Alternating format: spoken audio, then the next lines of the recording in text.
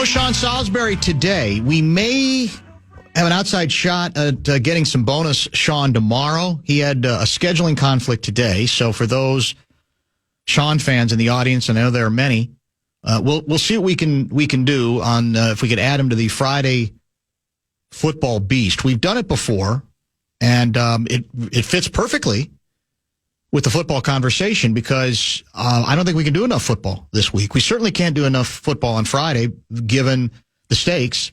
You've got two very viable teams fighting at the top of the division right now, and they're facing each other. I'm still, I think, disappointed. I think Vikings fans have a right.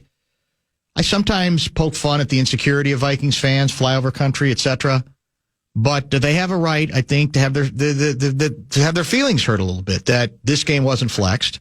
Bears game was. Now, maybe a different network. I don't even know who's got what each week. That changes regarding doubleheader. But the Bears are playing, I believe they're playing the, is it the Commanders? Is it the Washington Commanders? Is that their nickname, the Commanders? Or are they the Guardians? No, the Guardians is the baseball team in Cleveland. Correct. That was originally a noon start. And now that's been moved to the, sexy afternoon stretch.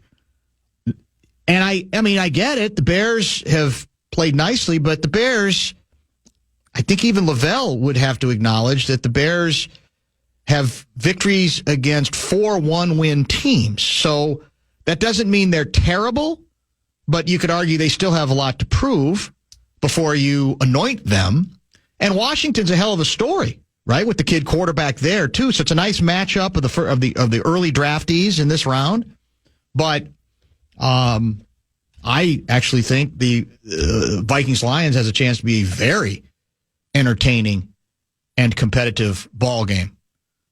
Bradshaw and Bryant KFAN text line is open as we speak right now, 64686. So no Salisbury. We just had Chip Scoggins in studio for basically the entire 3 o'clock hour of the broadcast. We're going to get some bonus Jonny at about Jonny Athletic at about 4:30, not in studio. I think actually he is going to be on his way. The Wolves exhibition game against Denver got moved. I think originally it was supposed to be tomorrow night, but then you had the conflict with the Lynx game 4. So it's Wolves Nuggets tonight. Wolves were in Chicago yesterday, and Julius Randle made his debut. One of the things, we're going to talk mainly Lynx with Jonny, but I do want to get his early impressions of how Randle was fitting in to the offense, which is the key question moving forward. One postscript regarding the Twins Pollard ownership discussion. One of the great myths that's been perpetuated here is that baseball fans in this town are mindless, hysterical, and unrealistic about what, from a payroll standpoint and every other standpoint, they expect from an owner, or in this case, the Pollards. And it's an easy debate to win when you sort of set it up in that straw man way. But the key stat that has been repeated often, that we've mentioned a couple of times, came from, in this case, the most recent Aaron Gleeman commentary regarding the blockbuster bombshell ownership news by the Pollards about potentially selling. And that was that since the Twins moved to their new ballpark, there have been only 2 occasions when their payroll was above average. Just above average. Not top of the scale, everybody knows they're not going to possibly match the big money teams. And I think it was the first 2 years, if I'm not mistaken, in the new stadium. So I really do believe for a lot of fans, it's can't get to average more often than that after what you told us. And by the way, that includes many years when the regional deal was still very much in place. And they were not in this brave new world of figuring out, how it's going to work, how much money they're going to lose, et cetera. So, Somebody's trying to tell me the Bears are on a bye. I don't think so. Will you double check the schedule? Yeah. I'm pretty sure the Bears game was a noon game now scheduled for 3:25. I've got them on a bye this week. Are you serious? This is what I've got. Yeah. Well, then I'm the idiot. Yeah, because I was hearing. Well, then what week are they? Well, maybe it's a different week they were moved then. That must be what it is. When do they play? They've got Washington next week. Oh, so it's next week. My apologies to Derek from St. Paul. He's right. So the game was moved, but it's not this week. Mm-hmm. They are. You're right. That makes sense. They were just in London. I'm the idiot. Well, that's what we have the listeners here for, to fact check us. And in this case, they've done so very nicely. Well, that's good. Because I was trying to do is stand tall. Well, then even less reason for why we didn't get flexed. Well, there's 3 games that are better than the primetime game this week. The Vikings-Lions. Okay. Selfishly, I still think Green Bay and Houston, C.J. Stroud versus Love. That's a good matchup. Yes, it is. And Kansas City versus San Fran. Well, but come on. I thought that one is the 325. Well, that's a 325, but it's not. Well, I mean flex to the 325. Well, flex to the 325. Yeah, that's what I mean. Wow. Get off my lawn guy writes, it's not getting flexed because Darnold is boring to watch. Whoa. Call winning boring? Shots fired there. Is the honeymoon already over for Sam Darnold? He's come back to the pack a little bit. Second half, last couple games, I'll grant that point. I really do put some of that on the head coach. Trying too hard. We throw downfield. That's what we do. Just because you had some success with it doesn't mean that you can't move away from it at times to perhaps help your quarterback, who I think has certainly been improved this year, but kind of needs help, right? I don't think I don't look at him as a guy that, just have him regularly throw 56 times a game, always downfield. I'm not sure that's particularly smart. On the other hand, there's some people here who are excited about the fact that it's a noon start. They like the noon. They want to get to it. So it'll be 1-hour sermons, 9 to 10. We'll have no Gopher game to talk about because they are on a bye. I'm going to warn some people. I'm going to be honest about this. If my Hoosiers, during homecoming week, I believe it's homecoming week in Bloomington, Indiana, they're the big Saturday game at 11 on Fox, I think. If they knock off Nebraska to get to, would they be 6-0 then? But certainly undefeated. Biggest game of the season to this point for them. We might turn 9 to 10 into Hoosier Heartland talk. Oh my gosh. It might come to that because I'll feel okay because the Gophers are on a bye anyway. And there's only so much left to say by then about Vikings-Lions. I mean, we've talked it all week. We're going to continue to talk it today. We already have. We're going to talk about it, I'm sure, tomorrow heavily when Ben Gessling joins the program. So it might be the Hoosier hotline, especially if they win. Now, if they lose, I might be less interested in doing so. But it's homecoming. It's officially homecoming. You have right? any interest? Well, that's the thing. I've already been admonished by Guardsy because I think Bozich is going, another IU alum. He might be writing it. He said, you should go. And so now I already feel guilty enough. I probably should have. It's too late to mess with that now. But maybe if they keep winning, I'll find a different weekend to get back to Bloomington, Indiana. Grand in your hand time? Yes, it is. The fan and 2 Men at a Junk Truck want to give you a shot to put that grand in your hand at the National Cash Contest. Head to KFAN.com and enter the keyword Bills for this hour. The keyword is Bills. KFAN.com, keyword Bills. The Fan. Let your voice be heard. Tune in to Vikings Fan Line following every Vikings game presented by Verizon. Listen right here on KFAN and anywhere on the free iHeartRadio app. Across the river, a good woman cried. All because I got to be honest with you. Nobody loves pro football more than I do. I pro football on TV it's hypnotic. Let's be honest. It just is. Even if occasionally you just have it on as background. But Broncos Saints, I ain't feeling that. That I believe. Now, double check, because I'm so far off on the schedule so lately in this show. Is that the Thursday night game tonight? Broncos at Saints. Okay, I just want to be sure it's not the week after or it hasn't been flexed. That doesn't do much for me. Yeah. Now, the Saints got off to the good start, right? And then they've kind of caved. And the Broncos, their offense, they're trying to make it work with a rookie quarterback who's, I don't think, ready at all. The guy that allegedly Sean Payton wanted, that, he had no interest in our guy.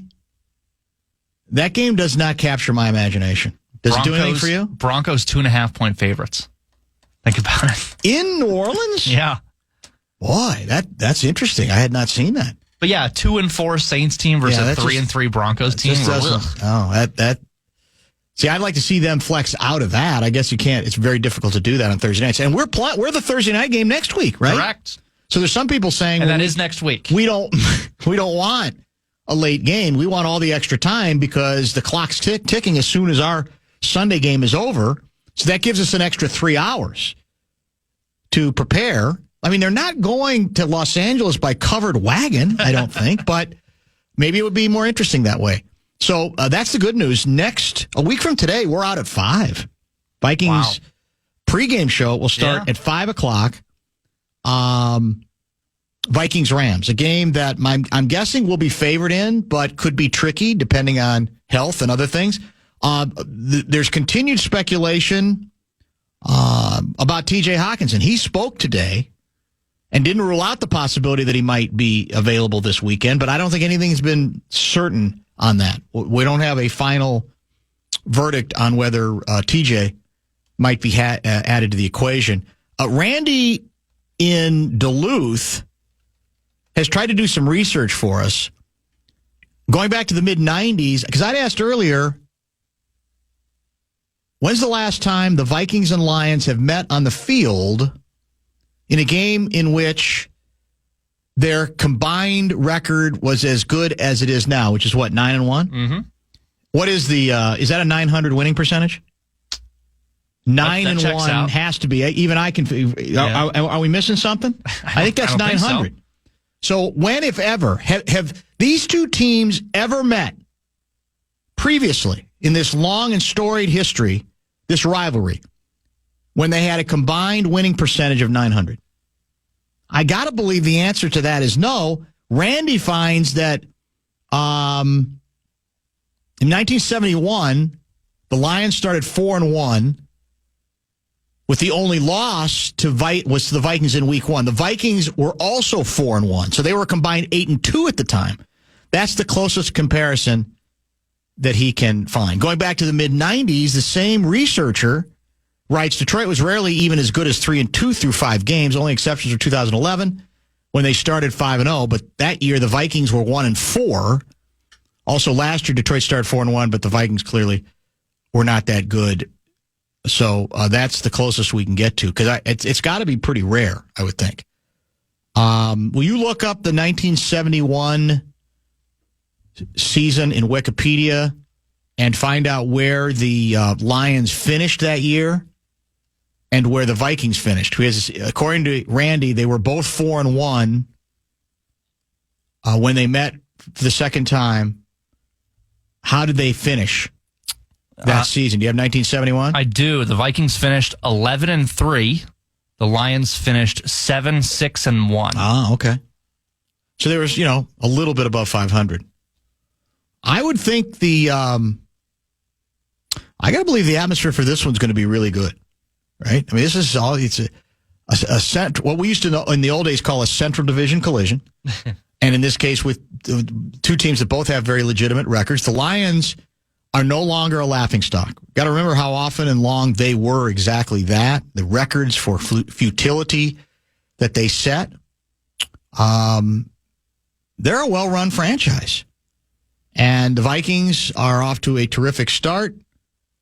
They're going to lose. I don't think they're going to go undefeated this season. But there's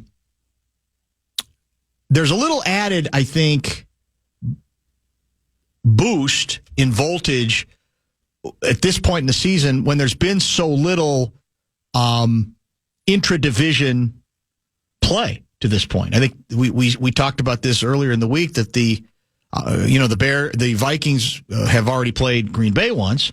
But I think that's the only division game that has taken place.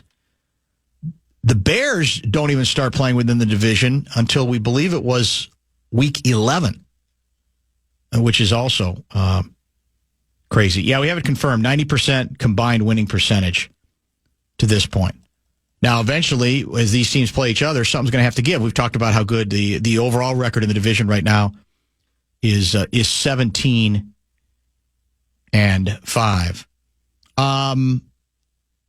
We're going to hear this from the Pollard apologists. In fact, I'm surprised we haven't heard it already. This goes back to the discussion we had with Chip Scoggins in studio earlier. The Wolves just dumped salary of their second best player. And it's factually correct. They did just trade their second best player. But here's what's interesting. Around the league, long before they did it, the feeling was that given the financial implications, the penalties that the NBA now has in the so-called second apron, that it was inevitable that many teams, not even just smaller market teams, were going to be very conservative, deliberate about how long they wanted to be in that second apron and what the implications of that were. And beyond that, from a personnel standpoint, there were a lot of people who said it's going to be hard for this to hold up in no small measure because in the second apron, you also take away so much of the rest of your financial flexibility or even your flexibility to make moves or make trades or do pretty much anything, one could say.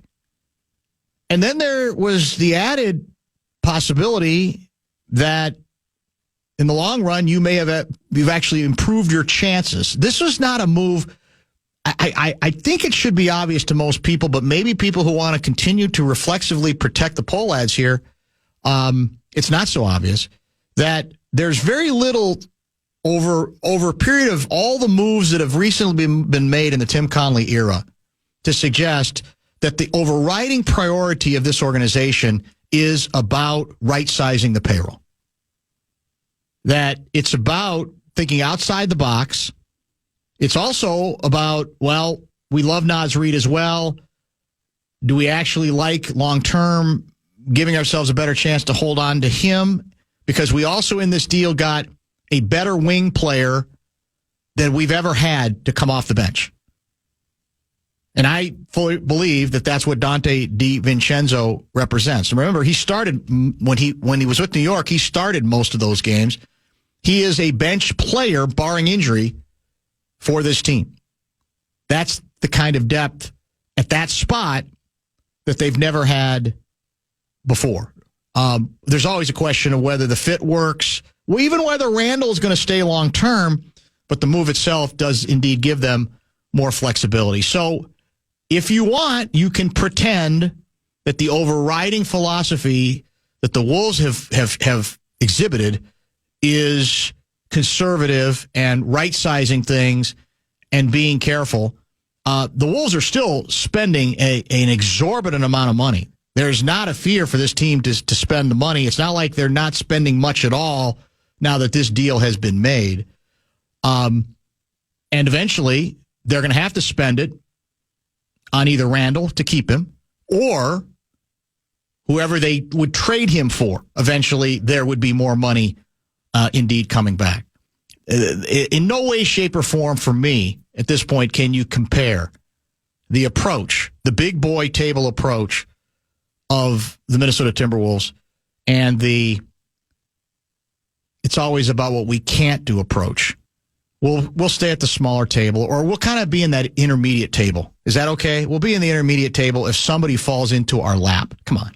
You can't possibly be serious with that nonsense. But again, that's probably another person who's been worn down by the ball guys. And it's the biggest surprise for me about the poll ads moving on is they know they've got that built-in protection.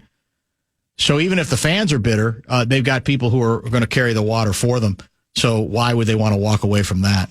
Bottom of the hour pause now. A quick hit with Jonny Athletic. He was at the Lynx game last night, I believe.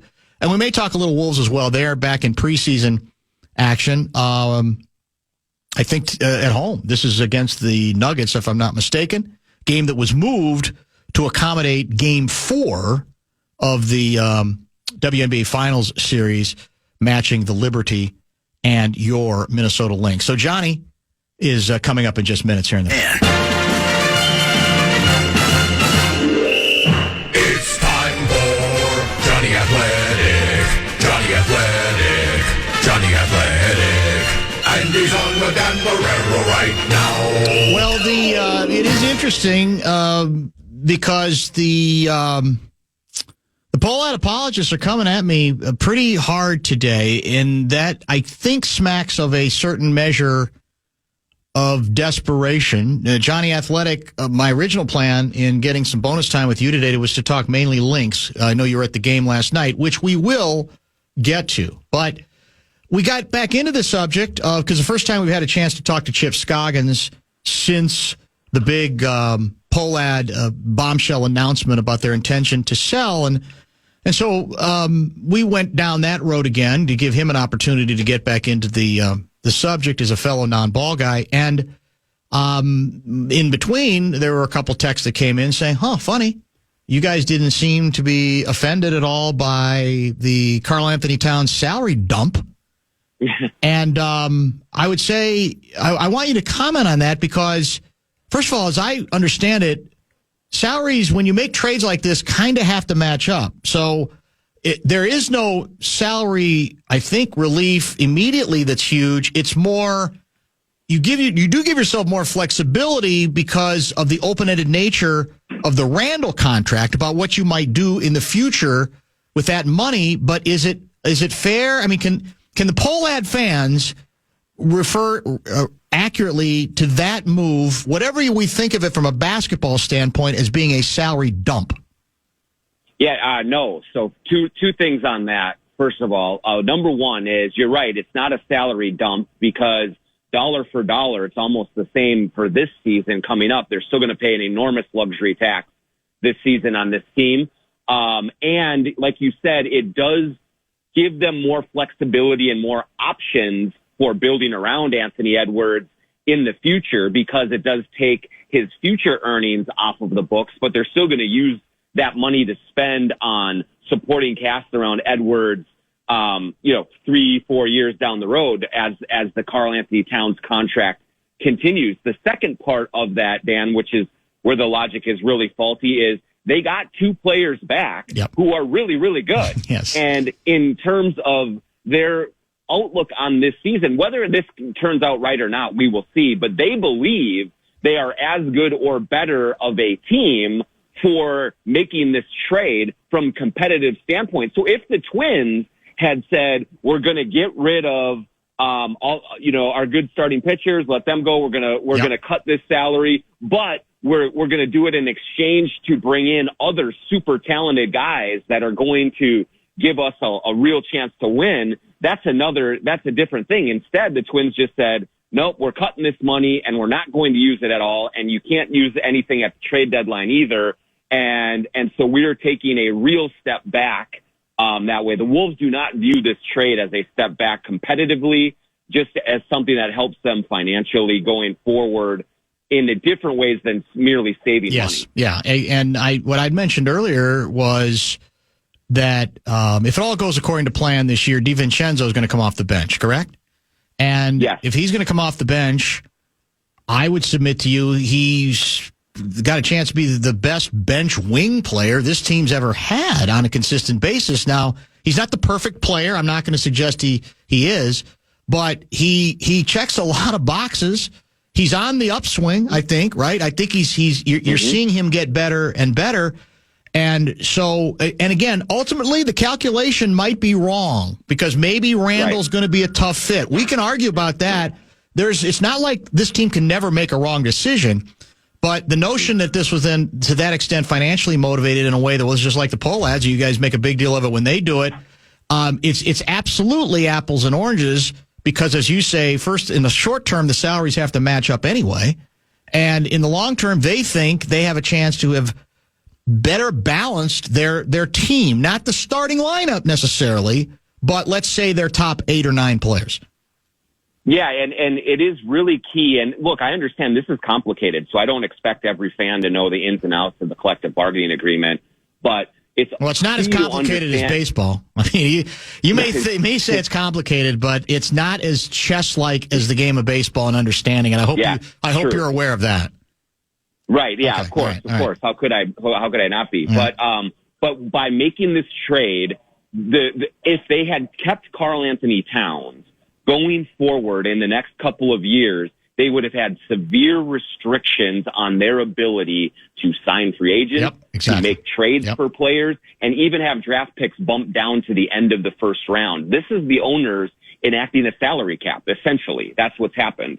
And so there are things that were not available to them from a team building standpoint. It wasn't just that, oh my gosh, they're paying a lot of money and this is really expensive. What the Twins did was say, this is too much money to spend. That's why we are backing off of it. It had nothing to do with the team that they could build, with the moves that they could make. It was literally, we do not want to spend this much money. Mm-hmm. And so that's why we're making this decision. Big difference. A huge difference. By the way, Julius Randle did make his preseason debut with the club in Chicago last night. Did we learn anything? Because we were all wondering, and you and I talked about this. That's my biggest question. I know one of yours is, how does he integrate offensively, especially with an offense that in this preseason without him had been very wide open, a lot of movement. Ball is not getting sticky at all. Randle is a guy who likes to hold on to the ball a little bit, even though he's got good assist numbers. So did we get any clues into how Randle will integrate with the rest of this offense? Yeah, I mean, I watched the game after I got home from the Lynx game, and, we did see that passing ability in that sense for making plays. He made some good reads and some good looks to keep the ball moving. I think he looked really rusty. Understandably, he has not played since January, so he's been out a very long time.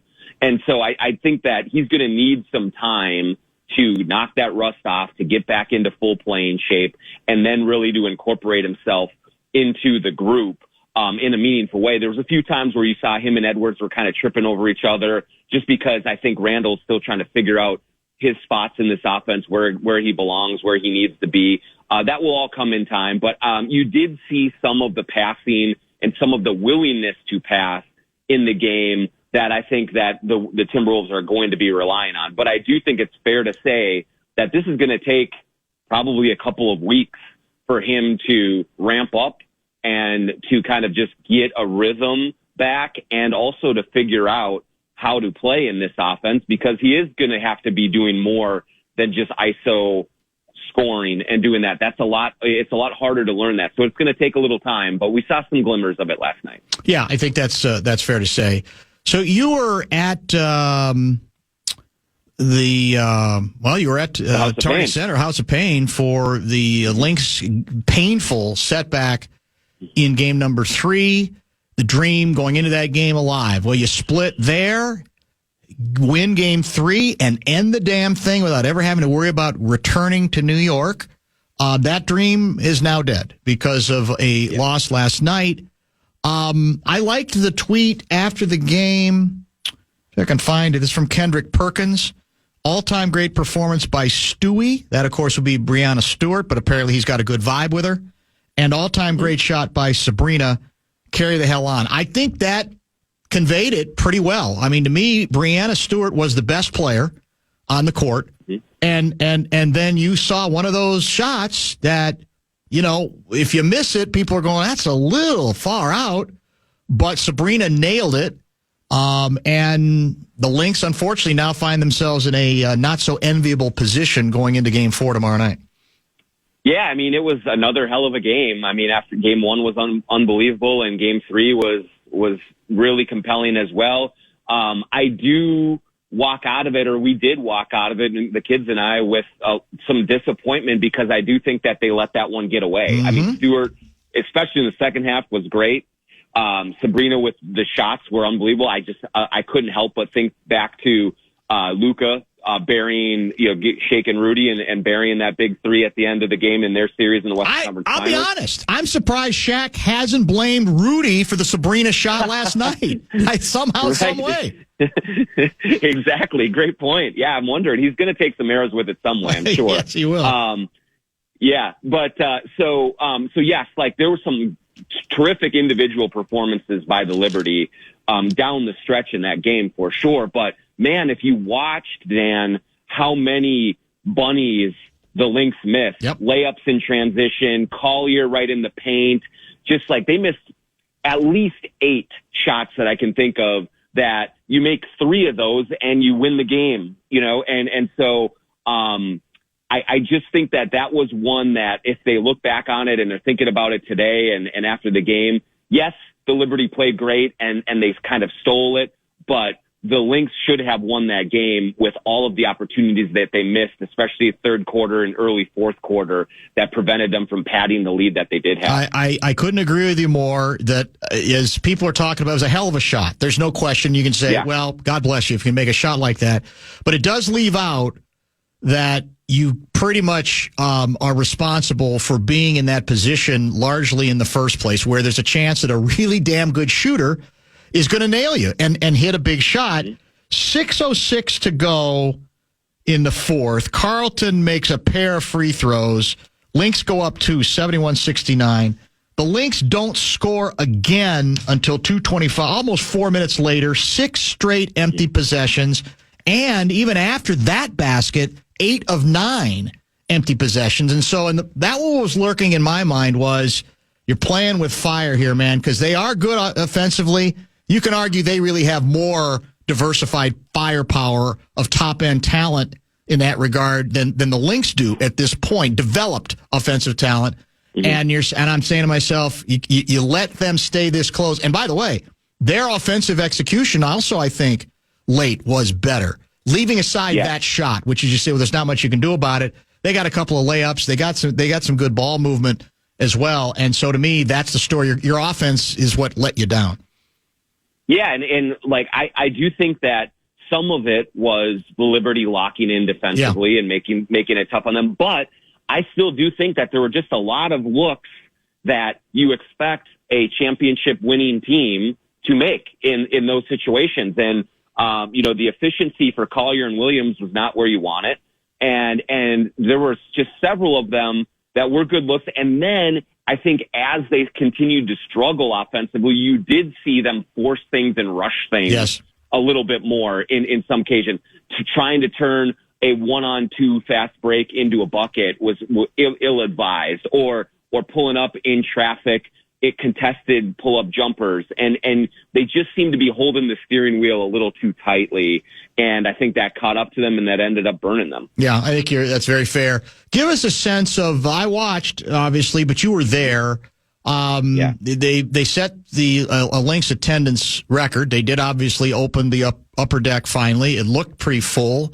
You were there, though. So what did it look like? What did it feel like? What did it sound like? Yeah, it was electric, man. We were in there and everyone was wearing white. It was a whiteout your favorite.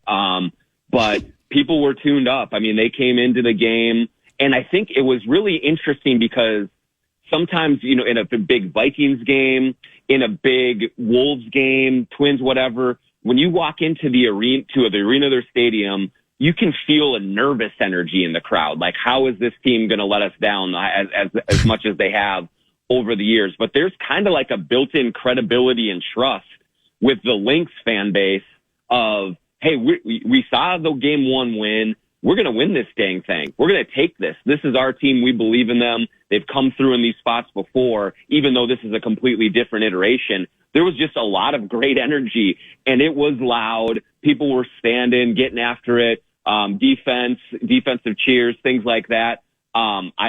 We had a great time and really were soaking it up. My kids were loving it, and they were cheering and waving the towels and all of that stuff. And so from just a playoff environment, especially early on, Dan, when the Lynx were just playing great and they're up double digits and it looked like they were really the better team, it was rip roaring in there, and it was a lot of fun. Yeah, the other stretch where I thought they maybe were setting the table or encouraging an already really good team to sort of hang in there was the end of the first half.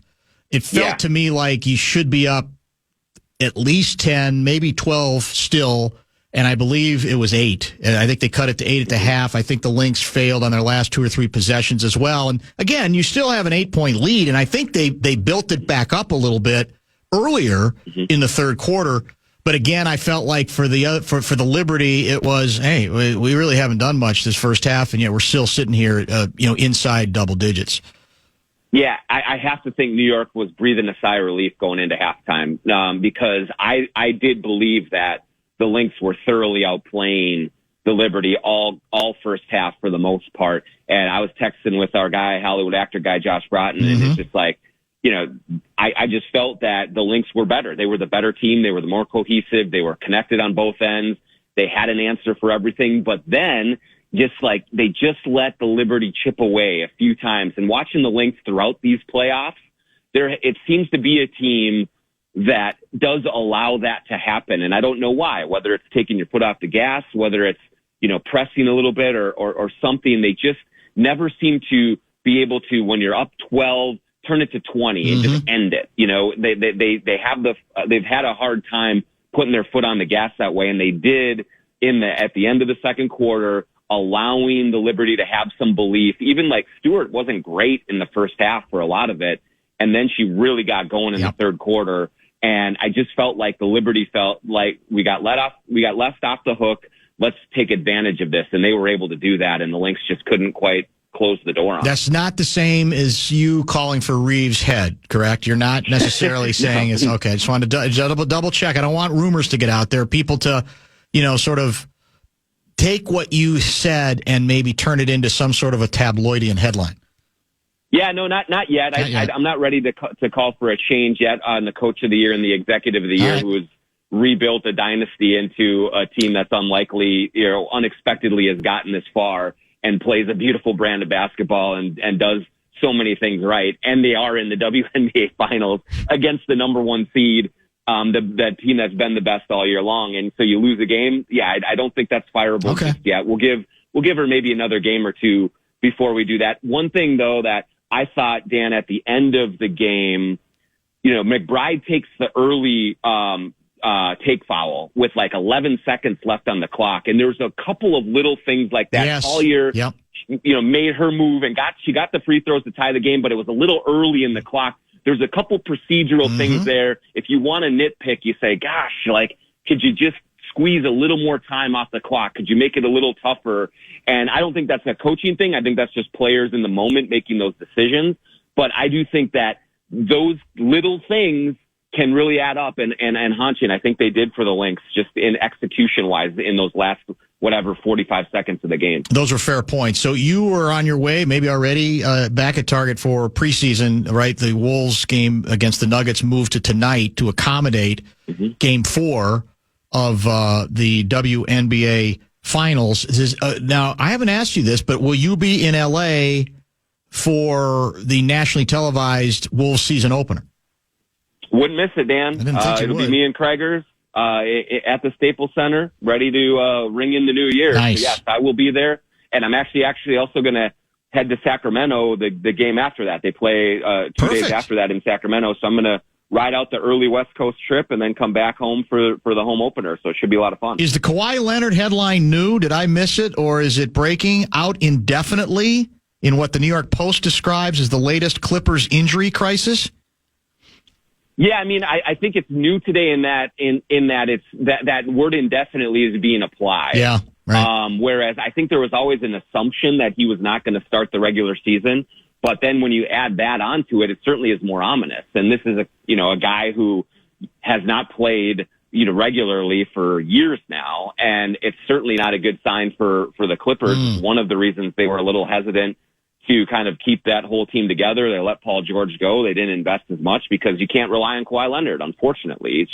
He just has not been able to physically hold up. And so I think, Dan, the Clippers are going to be one of the worst teams in the West this year. It just, I think they're going to fall hard because Kawhi's not going to be ready. All they have is basically Harden and some role players, and it's going to be a rough go of it for them. Probably right.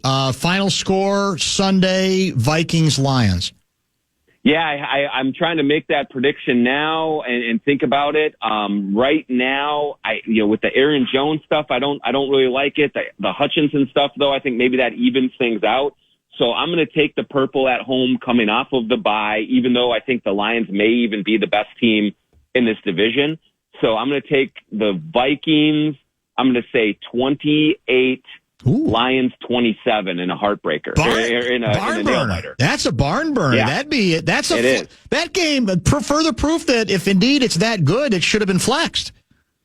I can't believe it wasn't flexed. Yeah. Unbelievable what game could be better? They don't believe in us right now. They don't believe in us. They never do. We're so more bulletin board material. Somebody else texted, well, it's because Sam Darnold's boring. So I don't know. Maybe that's part of the problem. I'm not sure. We'll see. I guess we'll find out. If it's 28-27, that would indicate he wasn't that boring in terms of performance. But I'm very much looking forward to that one.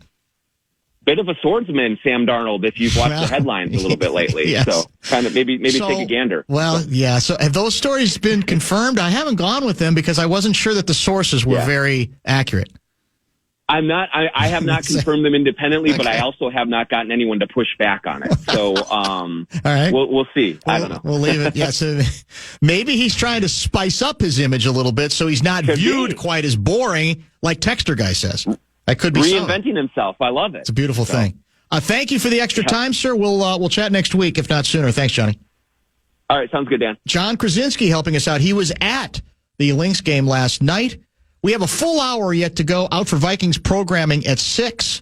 Plenty of time for the top 5 at 5, which will include what? Yeah, maybe that's the new Taylor Swift Kelsey is Sam Darnold. Who's to say? There's a couple injury bits I want to get to, one with the Vikings and one with the Wild.